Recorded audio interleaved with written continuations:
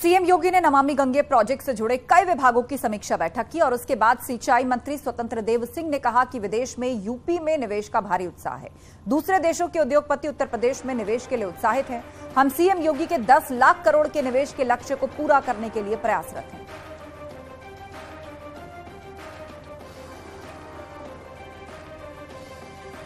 सभी विभागों का जो काम था उसकी समीक्षा बैठक थी। ऊर्जा हो, वन विभाग हो, कृषि है, जल जीवन मिशन है और सभी विभागों की एक समीक्षा बैठक थी और वो मुख्यमंत्री जी अपनी समीक्षा करते हैं, उसी की बैठक थी। सर, निवेश के लिए आप भी विदेश दौरे से वापस आए हैं, क्या कुछ लग रहा है कि निवेश का क्या वहाँ पे क्या फीडबैक आपको मिला, क्या कुछ उत्तर प्रदेश को मिलने वाला है? जो आदरणीय मोदी जी का तप है, तपस्या है, त्याग है, देश के प्रति समर्पण है, देश का विकास है, राज्य के अंदर योगी जी का इसी तरह तप है, तपस्या है, त्याग है, जो जनता जनार्दन के प्रति, राज्य के प्रति और जो विकास है, इसका मैसेज पूरी दुनिया में है। जब हम लोग सिडनी में गए थे और सिंगापुर गए थे और इसका प्रभाव भी है, इसीलिए निवेशक आतुर है उत्तर प्रदेश में आने के लिए, इन्वेस्टमेंट करने के लिए, जिसके कारण इसका सफलता भी मिली हम लोगों को।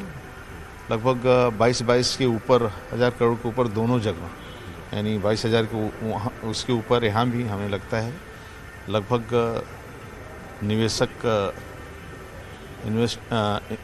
इन्वेस्ट करने को तैयार है यहाँ पर, क्योंकि लोगों को लगता है कि यार उत्तर प्रदेश में भी आमूल चलू परिवर्तन योगी जी के नेतृत्व में आया, आदरणीय मोदी जी के नेतृत्व में आया। चाहे डेवलपमेंट हो, चाहे सड़कें हों, अंतर्राष्ट्रीय एयरपोर्ट हों, विकास हो, कानून का राज है, न कोई दंगा न फसाद, सभी का साथ सबका विकास, ये सब को देखते हुए लोग उत्तर प्रदेश आना चाहते हैं और निवेश करना चाहते हैं। इसका मैं लोगों के अंदर उत्साह भी देखा, तो हमारा नेतृत्व सक्षम है, इसलिए नेतृत्व के कारण लोग आना चाहते हैं और यहाँ लोग आएंगे तो यहाँ के नौजवानों को रोजगार भी मिलेगा और राज्य का विकास। दौरा सफल रहा कुल मिलाकर? हाँ, कुल मिलाकर बहुत शानदार दौरा रहा और अच्छा रहा और अपनी राज्य के लोगों के सामने जो हम लोग प्रस्तुतिकरण किया वो स्वीकार्य की, और यार ऐसा राज्य हो गया है क्या।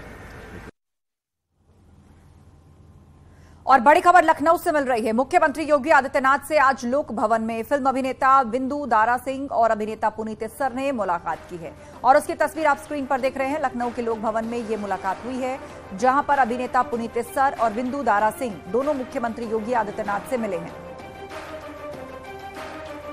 लखनऊ के लोक भवन में ये मीटिंग हुई है। सीएम योगी से अभिनेता पुनीत सर और बिंदु दारा सिंह ने मुलाकात की।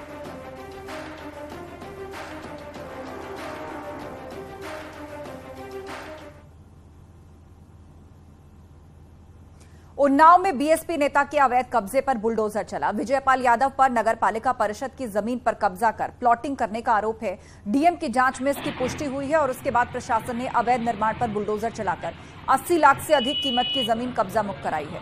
सदर कोतवाली क्षेत्र के कब्बा खेड़ा इलाके का ये पूरा मामला है।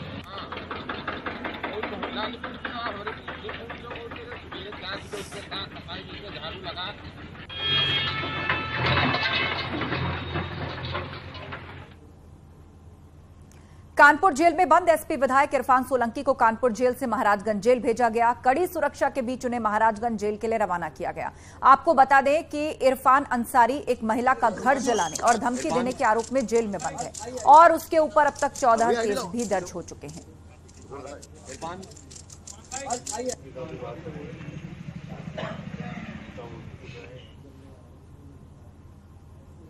आज विधायक इरफान सोलंकी को महाराजगंज जेल ले गए हैं, क्या कहना चाहेंगे आप? यही रहते तो बेहतर रहता, छोटे छोटे बच्चे कैसे रहेंगे बाप के बगैर। तो आगे आप लोग क्या करने जा रहे हैं? हम लोग यही चाहते हैं कि वो वापस आ जाए, बस ये कुछ करिए कि मेरा बच्चा यही आ जाए। बच्चे वो अकेले रहते हैं, इसलिए कोर्ट में क्या इस मामले में मांग करेंगे आप लोग? हम मांग करेंगे आप लोग। बढ़िया। लखनऊ में नमामि गंगे बोर्ड की बैठक सीएम योगी ने की अध्यक्षता में हुई और अविरल निर्मल गंगा का संकल्प होगा पूरा। उन्होंने ये महत्वपूर्ण बात कही। प्रयागराज कुंभ 2025 से पहले पूरा होगा।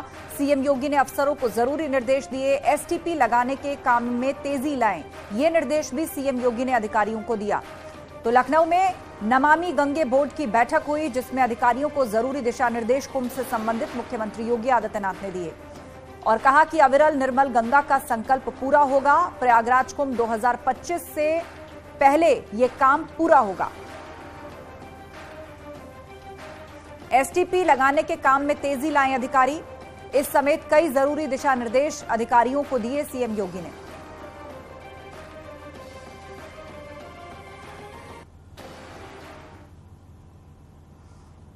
वाराणसी के बीएचयू में आज छात्र संगठन काला दिवस मना रहे हैं। छात्र काली पट्टी बांधकर विश्वविद्यालय पहुंच रहे हैं। बनारस हिंदू विश्वविद्यालय में 4 छात्रों के निलंबन के विरोध में आज काला दिवस मनाया जा रहा है। छात्र संगठन सिंह द्वार पर जमा होकर यूनिवर्सिटी प्रशासन के खिलाफ जमकर नारेबाजी कर रहे हैं। छात्रों का आरोप है कि विश्वविद्यालय में भ्रष्टाचार व्याप्त है और इस भ्रष्टाचार के खिलाफ आवाज उठाने के कारण इन छात्रों को निलंबित किया गया। छात्रों के काला दिवस मनाने के चलते यूनिवर्सिटी में सुरक्षा व्यवस्था कड़ी कर दी गई है।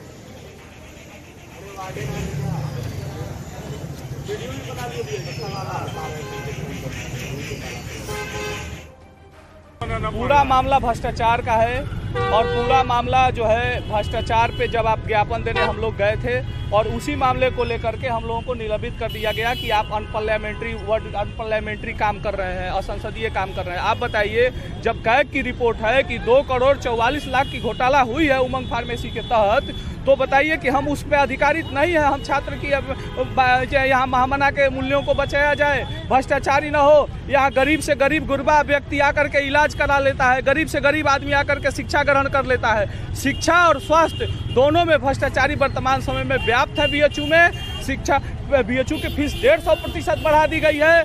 आए दिन जांच की फीस बढ़ा दी जा रही है। पहले का पर्चा जो है 15 रुपए में मिलता, 10 रुपए, 20 रुपए और फिर आज 30 रुपए मिलता है और इस तरह से आए दिन जांचों की जो है पैसा बढ़ा दिया जाता है। आज हम लोगों ने काला दिवस मनाने का इसलिए लिया है क्योंकि हमारे विश्वविद्यालय में कोई भी छात्र अपने नैतिक अधिकार के तहत, अपने संवैधानिक अधिकार के तहत अपने अधिकार की मांग करता है, अपनी जायज मांग की मांग करता है, तो छात्र को निलंबित कर दिया जाता है और चीफ प्राक्टर महोदय द्वारा और कुलपति के द्वारा छात्रों को प्रताड़ित किया जाता है और आए दिन छात्रों को हाई कोर्ट से नोटिस भेजा जाता है, जिससे छात्रों को बार बार परेशान किया जाता है। और अभी हमारे विश्वविद्यालय ने प्रशासन ने सेमेस्टर फीस और छात्रावास की फीस में 150% की वृद्धि किया गया है। यहाँ पे गरीब का बच्चा आता है जो बहुत दूर से अपनी उम्मीद लेके आता है यहाँ पे इंट्रेंस निकाल के पढ़ाई करने के लिए।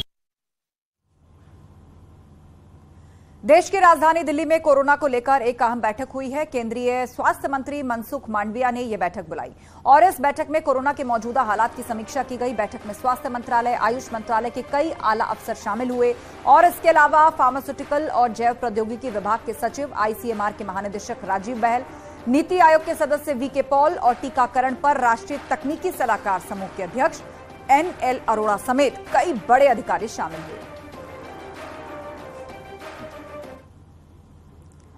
बागपत में 7 साल के मासूम की हत्या का खुलासा हुआ है। आरोपियों की निशानदेही पर मासूम का शव पुलिस ने बरामद किया और आरोप के मुताबिक 5 दिन पहले चचेरे भाई ने साथी के साथ मिलकर मासूम की हत्या की थी। पुलिस ने यह भी बताया कि आरोपियों ने मासूम के दादा की पेंशन की रकम हड़पने के लिए ट्यूशन से लौटते वक्त मासूम का अपहरण किया था और प्लान फेल होने पर मासूम की हत्या कर शव को खेत में गाड़ दिया था। शाम की घटना है। पुलिस को लगभग 8:15 बजे सूचना मिली थी कि फकरपुर गांव से एक बच्चा जिसका नाम शौर है, वो कोचिंग से आते समय गायब हो गया 5:15 के लगभग। तो पुलिस ने ऑपरेशन चलाया, सर्च ऑपरेशन, निरंतर सर्च ऑपरेशन चलता रहा। तत्काल FIR लिखी गई। विवेचना के दौरान कुछ नाम प्रकाश में आए थे जिन पे हम पे शक हुआ था। परिवार के लोग हैं, शौर के चाचा विनीत और शौर के ही एक चचेरा भाई लगता है जिसका नाम